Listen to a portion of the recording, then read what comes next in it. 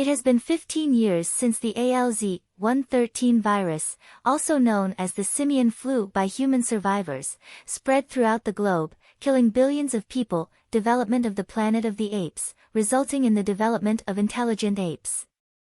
Their leader, the chimp Caesar, Andy Serkis, had sought to keep the apes and humans at peace until the chip Koba, Toby Kebbell, betrayed the apes, ushering in a new struggle, dawn of the Planet of the Apes. Caesar and his family are now hiding out at a command bunker in the Muir Woods, while a brutal special forces colonel from the military faction Alpha Omega is hunting them down. Humans and apes are currently engaged in a full-fledged conflict. A group of soldiers moves carefully through the woods in search of the apes. They are aided by Red, Ty Olson, an ape known as Donkey by the troops. Red and another loyal to Koba ape keep an eye out for the command base. The soldiers commence fire on the base, but the apes counterattack with considerable force, flinging spears and shooting at soldiers riding on horses.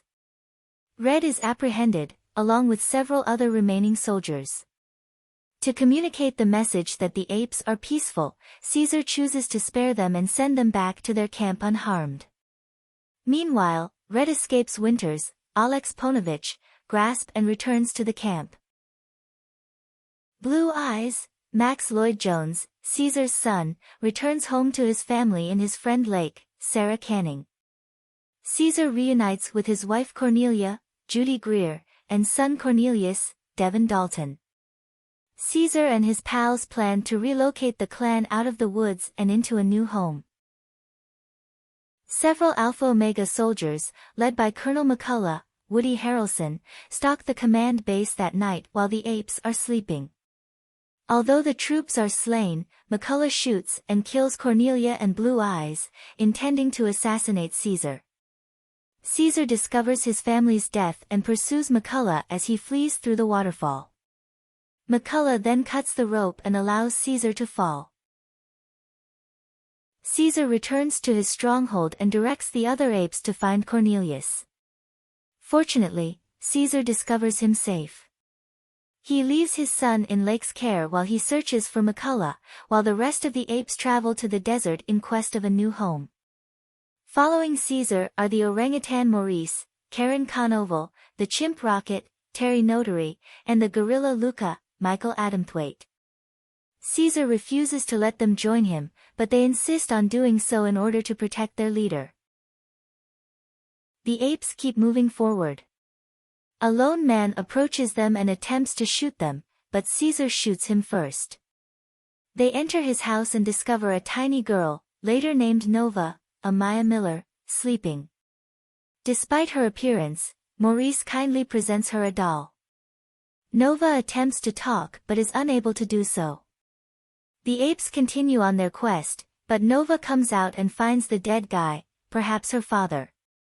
Despite Caesar's refusal to take her, Maurice refuses to leave her there. The four apes stumble onto a military camp. They track down Winter, who has switched to the human side after Red told him he would be spared if Winter let him go, prompting Red to reveal McCullough where the apes may be found. Caesar interrogates Winter and discovers that McCullough and his men are about to march towards the frontier.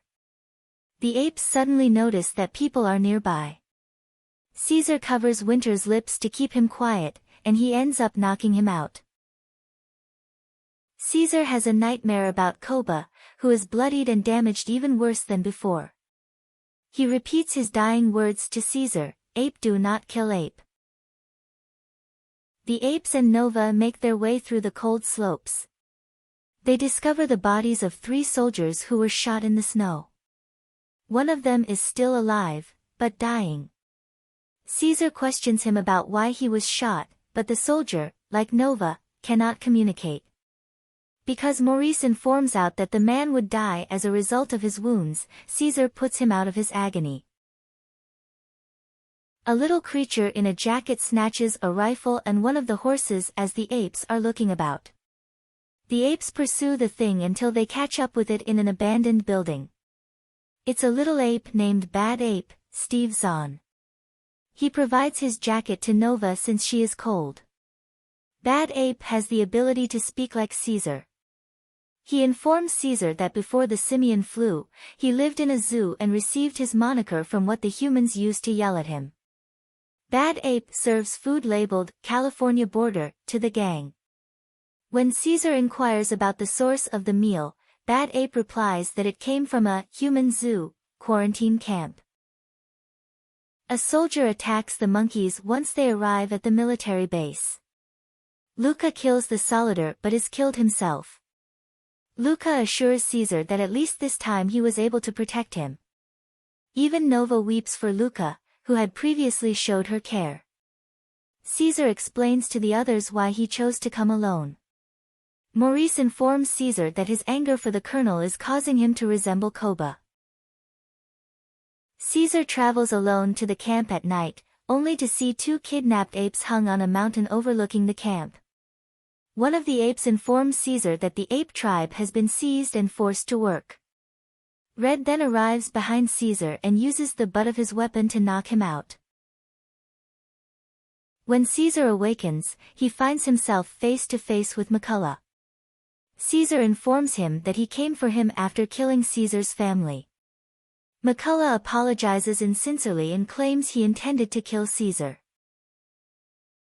Caesar is assigned to work alongside the rest of his kidnapped apes. Lake and Cornelius are separated in a cage, and the little monkey is helplessly calling out for his father. The apes are then made to work, despite being malnourished and dehydrated, to construct a wall. Red then whips one of the apes while Caesar yells at him to stop. Caesar gets whipped to put him in his place. McCullough insists on Caesar telling the apes to keep working, despite Caesar's pleas for food and water. McCullough murders one monkey and plans to murder more, but Lake and the other apes continue to work for Caesar's sake. In chains, Red and a soldier named Preacher, Gabriel Chavarria, accompany Caesar to McCullough's office. Caesar orders the colonel to provide food and drink to the apes once more. McCullough is told that he has no mercy. The colonel responds vocally that Caesar came to murder him, but Caesar responds that he did show mercy by sparing his soldiers. McCullough then tells Caesar about his son, who was a soldier in Caesar's army until he became ill with the simian flu and lost his voice, along with other troops. McCullough murdered his son and those soldiers because he saw them devolving into a barbaric state. He then reveals that the wall is intended for another military force that is on its way to him in order to put an end to his radicalized sect. Except for Caesar, the kidnapped apes are finally given food and water. He sees another vision of Koba, who invites Caesar to join him. Meanwhile, Maurice, Rocket, Bad Ape, and Nova are watching what's going on in the camp. Nova enters the camp and walks up to Caesar's cage. She feeds him and gives him the doll that Maurice gave her.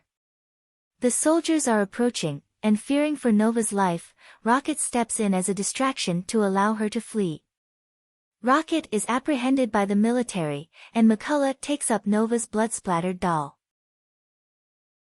Maurice and Bad Ape infiltrate the camp through an underground tunnel. They continue digging but stop when they come upon a water source, fearful that it may flood the tunnel. They are able to block off that section to prevent floods. While Maurice and Bad Ape dig their way to the camp, Caesar and Rocket work together to discover a way to the other cage and save the ape children. Before Bad Ape pulls him beneath, Rocket creates a distraction by hurling their excrement at one of the guards. The apes rescue the children and escape down the tunnel from the camp. When Caesar sees Cornelius again, he embraces him. Before departing, Caesar acknowledges to Rocket that he is similar to Koba in that he cannot let go of his anger for the colonel.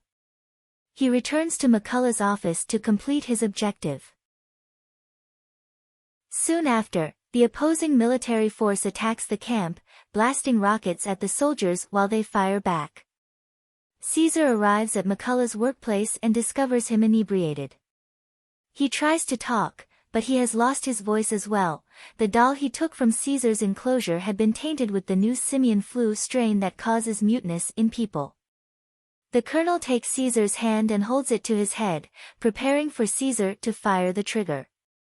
Caesar, on the other hand, is unable to do so. McCullough pulls the trigger on the gun and shoots himself in the head. The other apes have fled in the midst of the pandemonium, while Caesar attempts to rejoin them. He grabs a grenade belt and attempts to toss one into a leaky gasoline tank, but Preacher shoots him with an arrow. This is seen by Red when one of the troops demands a grenade launcher from him. Before he finishes Caesar, Red turns on the humans and fires a grenade at Preacher. Red has earned his redemption. However, he is instantly executed by one of the soldiers he was supporting. Caesar grabs the explosive and completes the task, blasting the tank and destroying the entire facility as he flees through the tunnel. As the other militants celebrate the fall of Alpha Omega's camp, Caesar reaches the apes. When an avalanche begins to roar down the mountain, several troops prepare to shoot Caesar. While the avalanche wipes away all the surviving troops, Caesar and the other apes, including Nova on Morris's back, escape into the woods to safety. The apes and Nova then continue their trek to a new home till they arrive at a fresh land that the apes like. Caesar and Maurice observe the apes' emancipation celebrations, when Maurice finds Caesar's arrow wound. Knowing he is destined to die, Caesar requests that Maurice protect Cornelius. Maurice promises him that his son will remember him and what he accomplished for his family. Caesar dies in peace with that.